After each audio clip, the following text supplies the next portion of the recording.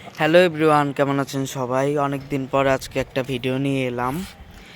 আর এই যে আমার বাগানের ফুলগুলো দেখতে পাচ্ছেন, একদম সারিবদ্ধভাবে সাজিয়ে দিয়েছি এতটুকু। এখনও ফোটা কিন্তু শুরু হয় নাই, কারণ আমি পিঞ্চিং করে দিয়েছিলাম, মানে মাথা ছাঁটাই করছিলাম।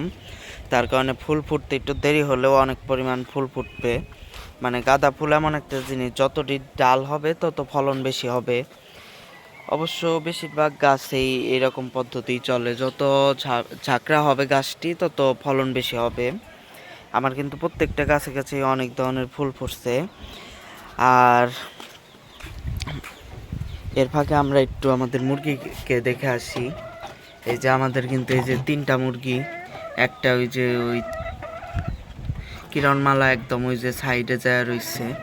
ওরা শুধু ওই যে ওরা দুজন একটু একটু ঠুকরায়, কারণ ও কুচে ভাঙছে তো নতুন নতুন, ওর শক্তিও কম এখন, তার কারণে একটু ঠুকরায়। আর এই যে লালি আর ঝুটিপড়ি দুইজন কিন্তু বেশ আনন্দে আছে। যে ঝুটিপড়ি তো শুধু কককি করতে আছে সারাদিন। ঝুটিপড়ির ঝুটির অংশটুকু একটু ছোট হয়ে গেছে, তার কারণে ওরা একটু ঠুকরা ঠুকরি করে, যেহেতু খাঁচায় পালন করি। তারপরেও আমি যে মানে মুরগি ভ্যাকসিন দিতে যাই, যেই কাকায় ওই প্রাণী সম্পদ অধিদপ্তরে চাকরি করে, সেই কাকায় ভ্যাকসিন দিয়ে দেয় সরকারি হাসপাতালে। সেখান থেকে আমাকে বলে যে তোমার মুরগিগুলো কিন্তু অনেক চকচকে, মানে মুরগিগুলো অনেক পছন্দ হয়। আমি কিন্তু এই যে সারাদিন আটকে থাকি এই যে বড় খাঁচায়, তারপরেও এত চকচকা মুরগি বানানো কিন্তু খুব কঠিন। একটু ঠুকরা ঠুকরি করেই, তার কারণে মানে যে ওর ছুটিটা একটু কম বুঝে যাইতেছে। আর ওদেরকেও কিন্তু আজকে রোদে রেখেছিলাম, যেহেতু এখন শীতের দিন।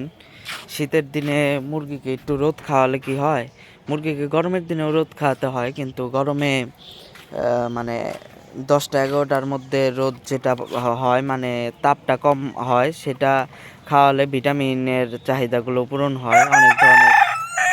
আমরা তো জানি মানে রোদে কিন্তু অনেক ধরনের ভিটামিন থাকে। আর যেহেতু এখন শীতের দিন, আর গরমের দিনে কিন্তু মানে রোদে দিলে ওরা একদম হা করে নিঃশ্বাস নেয়, নিঃশ্বাস নিতে পারে না গরমে, আর অনেক সময় স্ট্রোকও করে। তবে শীতে মানে বিকাল পর্যন্ত রাখা যায়, সমস্যা নেই। আমি ওদেরকে প্রায় 2 ঘন্টা হয়ে গেল দিয়ে রাখছি।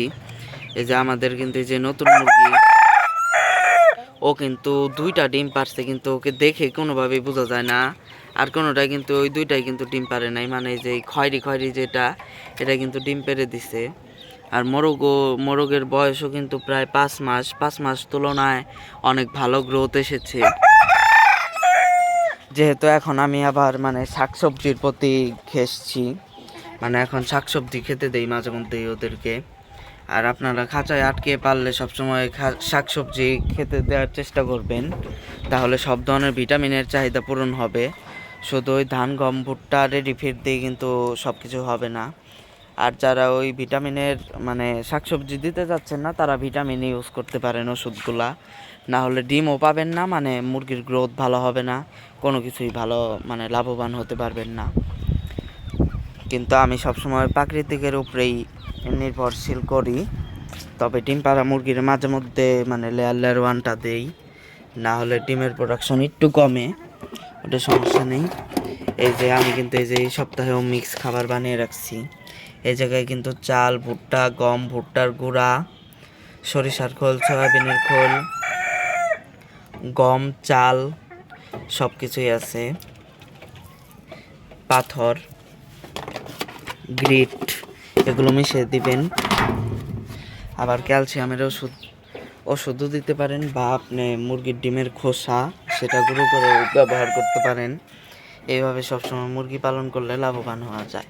আর এদিকে কিন্তু একটা সুখবর আছে, আমি একটু এই পাশ থেকেই দেখানোর চেষ্টা করি। আজকেই প্রথম বসাইছি, সেই জায়গায় কিন্তু আমি মানে আমাদের এই যে ম্যাঙ্গোকে কুচে বসিয়ে দিয়েছি, ওর নিচে আমি 18টা ডিম দিয়ে দিয়েছি, আর এই জায়গায় ঢেকে দিয়েছি। যেহেতু আজকে প্রথম দিন, তাই ভালোভাবে দেখালাম না।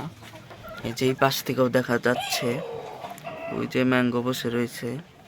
2-1টা ডিম বাইরে বের হয়েছে, ভিডিওতে দেখলাম। তবে সমস্যা নেই, আস্তে আস্তে ম্যানেজ করে নিবে।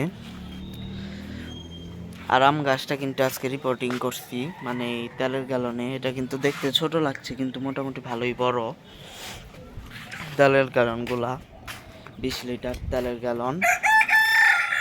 আর আজকে আম গাছে মুকুল আসার কিছু কিছু লক্ষণ আছে। আর অনেক দিন যাবৎ কীটনাশক দেওয়া হয় না, কীটনাশকও দিয়ে দিতে হবে, না হলে রোগ পোকার আক্রমণ হবে।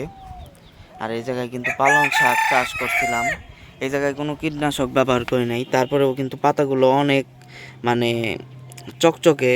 আর এই জায়গায় একটু আজকে ছাই ছিটিয়ে দিচ্ছি, তাইলে মানে পোকামাকড় এই জায়গায় খেতে আসবে না। আর এইদিকে সব গাছগুলো আছে, গাছেরও কিছু কিছু কালেকশন আরও কালেক্ট করতে হবে, ইচ্ছা আছে, সামনে করব। আর মুরগিগুলো আপাতত এইভাবেই পালন করব, অতিরিক্ত বেশি পালন করব না। সবসময় আমার যাতে 15-20টা থাকে সেই অনুযায়ী খাঁচাটা বানানো হয়েছে। আর ওরা একটু মানে আজকে ভালোই রোদ পাহালো, আপাতত থাক, পরে আমি সাইড করে দিব, খাঁচায় উঠিয়ে দিব। আর ওই একটা মুরগি যেহেতু ডিম পাড়া শুরু করছে, আমি কিন্তু এই জায়গায় যে প্লাস্টিকের ডিম দিয়ে একটা বাসাও তৈরি করে দিছি।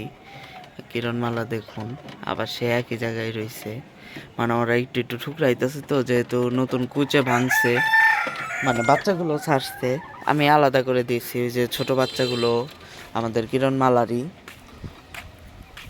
কিরণমালার ডিম দিয়ে হয়েছিল। আর কিরণমালার বাচ্চাগুলোর গ্রোথ অনেক ভালো আসে। আর এই মোরগটাও কিন্তু কিরণমালার ছেলে, প্রথম ছেলে, কিরণমালার কালারেরই হয়েছে প্রায়। আর ওর কালারটা আমার খুবই ভালো লেগেছে, দেখে 1-2 বছর পালা যায় নাকি। ওকে ওকে পালার ইচ্ছা আছে। আজকের ভিডিও এই পর্যন্তই, সবাই ভালো থাকবেন, সুস্থ থাকবেন। আর ভিডিওটি ভালো লাগলে চ্যানেলটি সাবস্ক্রাইব করে দিবেন। এখন নিয়মিত ভিডিও দেওয়ার চেষ্টা করব, অনেক দিন ধরে ভিডিও কম দিতাম, এখন মানে সপ্তাহে 3-4টা দেওয়ার চেষ্টা করব। আজকের ভিডিও এই পর্যন্তই, আল্লাহ হাফেজ সবাইকে।